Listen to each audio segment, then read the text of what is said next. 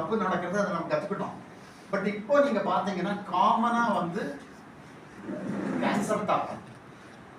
Cancer தாக்கத்துக்கு ஒரு பெரிய reason வந்து பூச்சி மருந்து படிவுகள். இந்த பூச்சி மருந்து படிவுகளை பண்ணுறதுக்கு வேளாண்மை துறைக்கு சரியான கல்வி இல்லை, சரியான திட்டம் இல்லை. they are not prepared to handle this issue. எனக்கு கோயம்புத்தூர்ல தான் வேளாண்மை துறை கேன்சர் ஃப்ரீ. அதுக்கு வந்து ஒரு இதை பண்ணணுங்கிறது என்னோட இந்த இந்த கூட்டத்தின் வாயிலாக. குட் ஹேபிட் மெயினாக வந்து ரத்த குழாய் அடைப்பு, கார்டியாக் அரெஸ்ட்ங்கிறதுக்கு ஒரு ரீசன் வந்து ரத்த குழாய் அடைப்பு. அப்புறம் வேற ரீசன்ஸ் இருக்கு, அரிதமைக்கு, கார்டியாக் பிளாக், வேறெல்லாம் இருக்கு. ரத்த குழாய் அடைப்புங்கிறது ரத்த குழாயில் என்ன அடைச்சிக்குது? கொஞ்சம் கொஞ்சமாக இப்படி இருக்கிற குழாயில் கொஞ்சம் கொஞ்சமாக செவுத்தில் அடைச்சு பம்பிங் வந்து கஷ்டப்படுது, ஹார்ட் கஷ்டப்படுது, டேக்கிங் பிளாக்ஸ். அது என்ன அடைக்கிறது? கொழுப்பு. கொழுப்பு எங்கேருந்து வருது? நீங்கள் சாப்பிட்ற எண்ணெயிலிருந்து வருது. என்ன எண்ணெய்? பாமாயில்.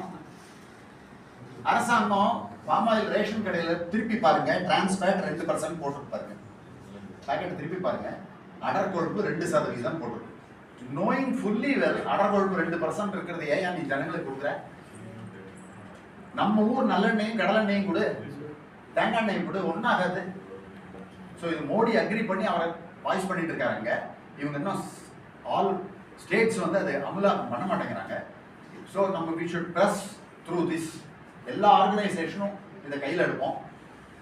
பாமாயில கொடுத்து ஜனங்களை நோயாளிக்கு சிக்காளி ஆக்காதீங்க. யூ கிவ் ஆல்டர்னேட்டிவ் ஆயில் அப்படின்னு நம்ம பண்ணணும். இதில் என்ன, எந்த அளவுக்கு பாமாயில் பெனிட்ரேட் ஆகிடுதுன்னா, நீங்கள் போய் மில்க் பிக்கிஸ் வாங்கிட்டு வாங்க, அதை திருப்பி பாருங்க, made with palm kernel oil. Road கடையில் பலகாரம் பண்ணுறாங்கல்ல, அவன்லாம் பாமாயில். அவன் சீப் ஆயில் வாங்குவான், பாமாயில் வாங்குறான். நீங்கள் எனி பிஸ்கட், யூனிபிக்னு ரொம்ப காஸ்ட்லி பிஸ்கட், யூனிபிக் எடுத்து அந்த பேக்கெட்டை படித்து பாருங்க, உள்ளே படித்து பார்த்தீங்கன்னா made with palm kernel oil. So palm oil வந்து அங்கிங்க நாதுபடி எங்கே இருக்கு. ஸோ அது ஒரு root cause for CAP, blood, ரத்த குழாயை அடைக்கக்கூடிய நோயை உண்டு பண்ணுறது. அதை ஏன் அரசாங்கம் நீங்கள் மலேசியாக்காரன் கை கொடுத்துட்டு எங்களை சாகடிக்கிறீங்கன்னு நம்ம சத்தம் போடணும். You do something else for Malaysia, why you kill the people.